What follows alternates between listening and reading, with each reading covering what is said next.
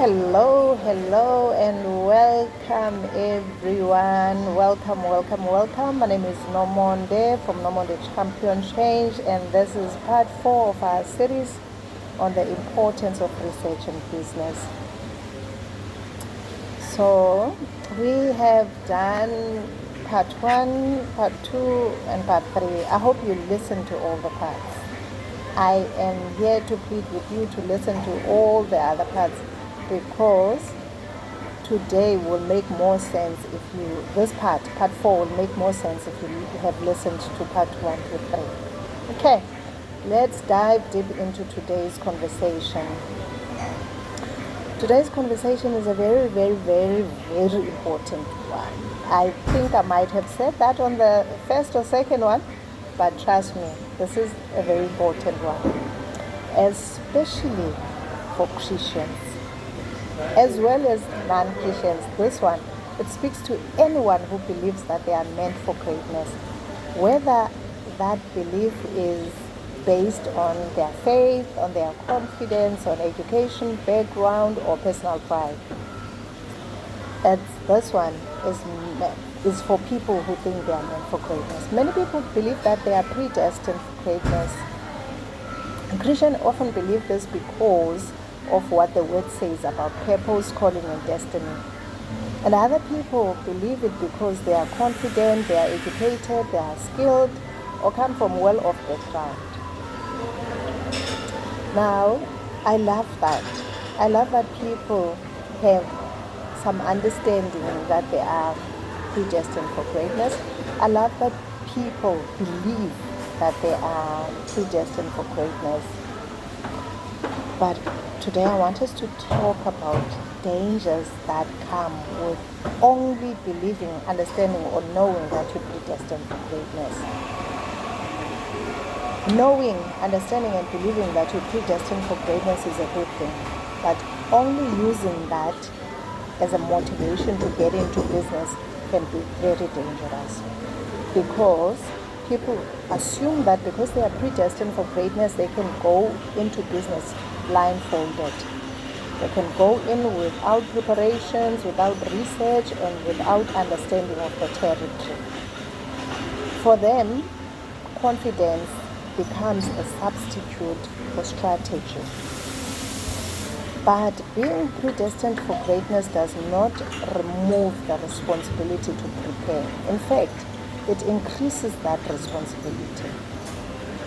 Let me tell you a very interesting story. This video was supposed to be shot in November, late November, early December. No, December. This one, the fourth episode was meant to be shot in December, the first week of December or second week of December, around there. But you know the December vibes in South Africa. The South Africans are going to definitely understand that.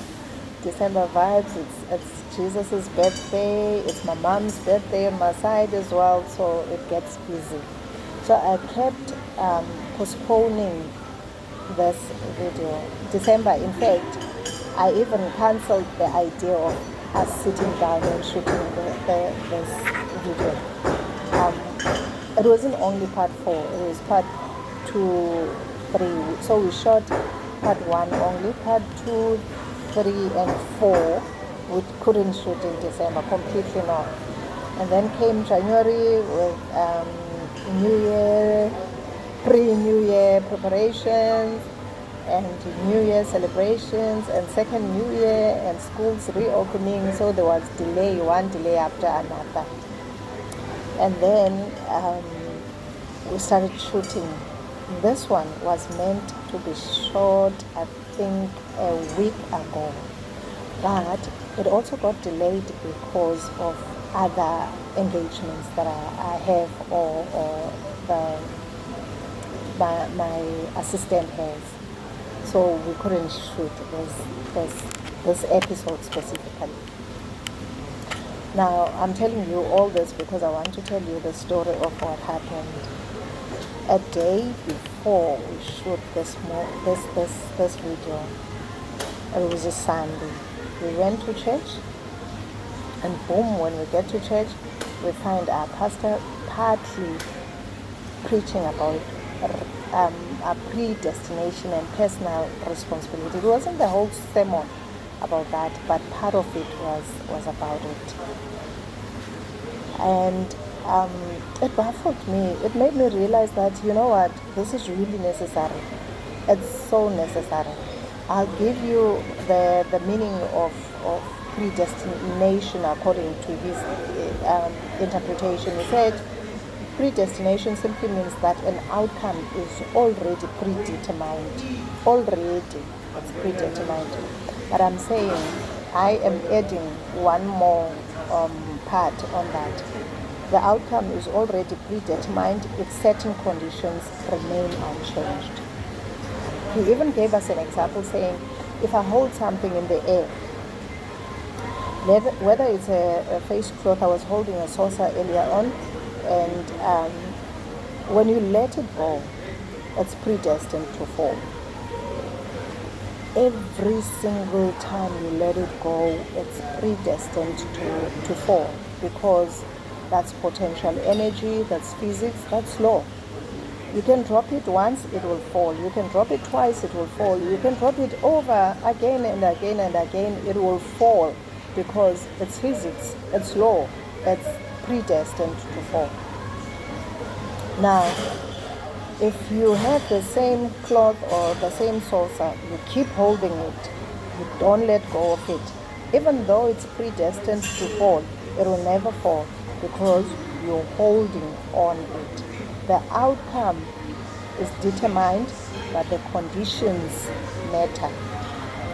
That cloth or saucer is determined, the outcome was determined for it to fall, but it didn't fall because of the conditions where it was held on the hand. Now, I want you to understand something. Predestination does not ignore the process.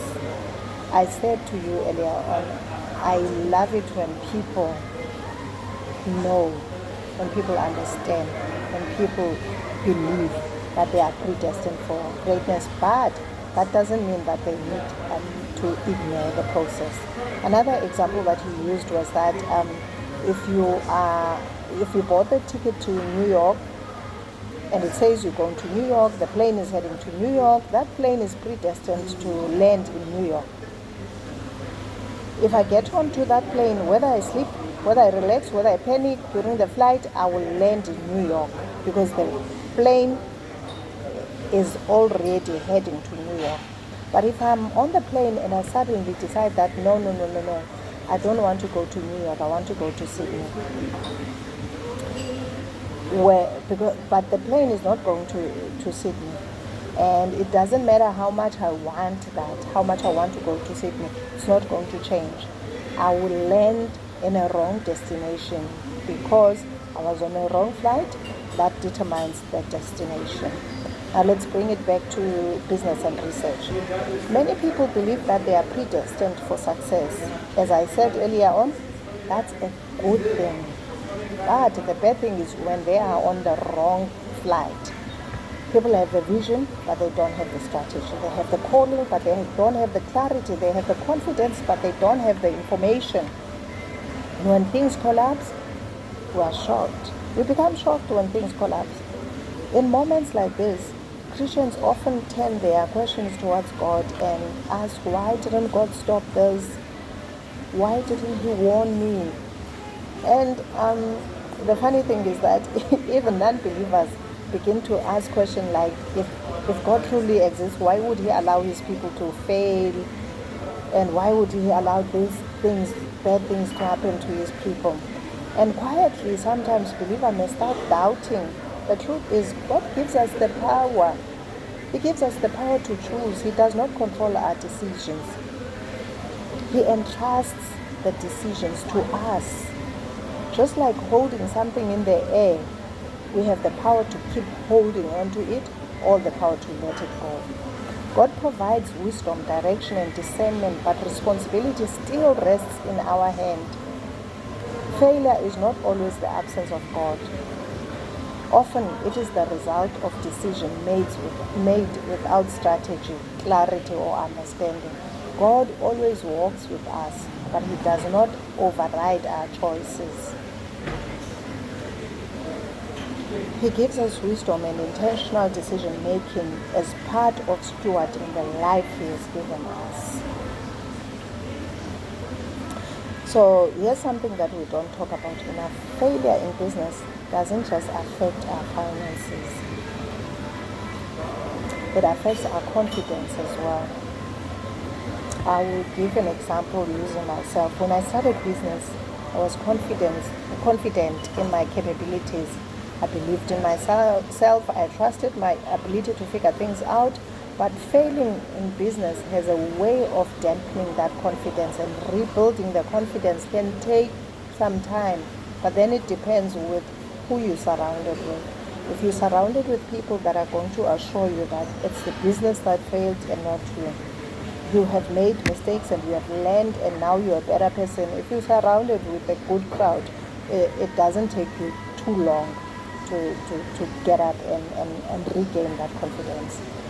Emotional cost is often higher than the financial cost. And this is why research is not just a business tool.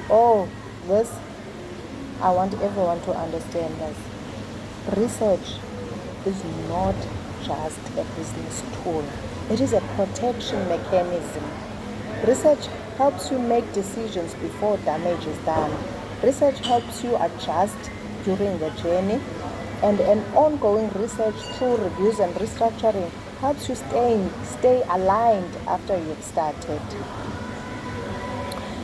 People who succeed long term don't just research once. They keep checking direction, they keep reviewing assumptions, they keep asking, is this still working? If not, where can I change and what can I do to adjust? There's a principle that says, wisdom builds the house and understanding establishes it. That applies whether you believe or you don't believe. Nothing strong is built blindly. Another principle reminds us that planning leads to abundance while rushing leads to loss. That's an observable life truth. Predestination without preparation leads to frustration. Being meant for greatness does not mean shortcuts. It means responsibility. Even in faith examples, safety and success comes through obedient preparation. Successful people are not people who are random. It's people who make decisions. They make decisions to enter the right structure, the right system, and the right vehicle. In the same way, business success is not random. Those who research, those who plan, those who test and adjust are positioning themselves on a path that is already heading towards sustainability. Let me tell you this. Confidence is powerful. 120%. Confidence is powerful. Faith is powerful. Education is powerful. But none of these cancel the need for research. In fact, research accelerates destiny. It reduces detours. It minimizes unnecessary pains. So if you believe you are meant for more, that is good. That is 100% good. Hold on to that belief, but don't let that belief replace preparations. Do not let that belief replace preparations. You need to continue asking questions. You need to study the industry, understand the customer, review your numbers, restructure when necessary. Because when confidence and research work together, progress becomes faster and steadier. We have gone longer today, and because of that, I want us to close. But I want you to remember that your destination may be determined, but your experience getting there depends completely on your choices. And research is one of the most powerful choices you can make. Thank you so much for listening. Thank you so much for reflecting, and thank you so much for choosing wisdom over impulse. I will see you on the next video. Thank you so much. Bye.